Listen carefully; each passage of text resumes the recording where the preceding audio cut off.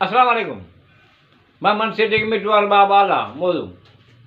गर्मी है सर्दी दुख है सुख, तरतीब उभम अखर छे चालियूं। वाह कै खूब चयो आहे। वाह जो मैदान आहे, गिदड़ चयो ॾिसी उते जो उते। वाह जो मैदान आहे, गिदड़ चयो ॾिसी उते जो उते। शिकारी कुटा लॻसि पुठियां, गिदड़ चयो ॻाल्हि करण मां ई कान्हे हिते जो हिते।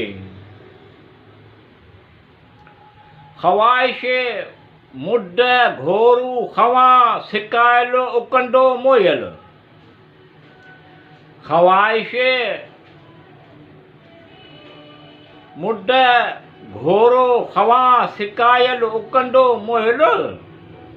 ख़्वाहिशमंद घोरो खवा सिकायल उकंडो मोयल। लुत्फ़ में खलल आराम ख़राब करण, तबियत खे नागवार लॻण।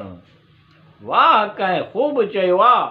वाह जो मैदान आहे, गिदड़ चयो ॾिसी उते जो उते। शिकारी कुटा लॻसि पुठियां, गिदड़ चयो ॻाल्हि करण मां ई कान्हे हिते जो हिते। ख़्वाहिशमंद घोरू खवा सिकायल उकंडो मोयल। लुत्फ़ में खलल आराम ख़राब करण, तबियत खे नागवार लॻण, उते जो हिते। वाह कंहिं ख़ूब चयो आहे। मुराद गर्ज़ नेक, मुराद गर्ज़ नियत नेक, इरादो मदा मंशा भरवसो। मुराद गर्ज़ नियत नेक, इरादो मदा मंशा भरवसो। चवंदा आहिनि त कॾहिं कॾहिं ज़बान वही वही वियो वञण उते जो उते। वाह कंहिं ख़ूब चयो आहे। वाह जो मैदान आहे, गिदड़ चयो ॾिसी उते जो उते। शिकारी कुटा लॻसि पुठियां, गिदड़ चयो ॻाल्हि करण मां ई कान्हे उते जो हिते। फ़िक्र ओनू ख़्याल घबराइण ॻणती लॻल आहे।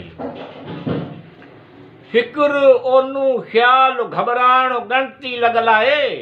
सोचण ख़्याल डोड़ाइण, अहिड़ो को वॾो कमु थियो को थियण उते जो हिते। वाह कंहिं ख़ूब चयो आहे। वाह जो मैदान आहे, गिदड़ चयो ॾिसी हिते जो हिते। शिकारी कुटा लॻसि पुठियां, गिदड़ चयो ॻाल्हि करण मां ई कान्हे हिते जो हिते। ॻाल्हि करण अहिड़ा के मौक़िया मिलण ग़रीब ग़ुरबे खे। ॻाल्हि करण अहिड़ा के मौक़िया मिलण ग़रीब ग़ुरबे खे। बयान करण का अहिड़ी पाएदारी ख़ुशी ख़ुशहाल थियण हिते जो हिते। वाह कंहिं ख़ूब चयो आहे। वाह जो मैदान आहे, गिदड़ चयो ॾिसी हिते जो हिते। शिकारी कुटा लॻसि पुठियां, गिदड़ चयो ॻाल्हि करण मां ई कान्हे हिते जो हिते। सभु ॾींहं राति जी रिहाण ऐं दुआ घुरण सां मालिक। सभु ॾींहं ऐं राति जी रिहाण ऐं दुआ घुरण सां मालिक। संदसि तुर्त वाहर कई आहे, तॾहिं त उन्हीअ जो बि एतकाद वधियो हिते जो हिते। वाह कंहिं ख़ूब चयो आहे। वाह जो मैदान आहे, गिदड़ चयो ॾिसी हिते जो हिते।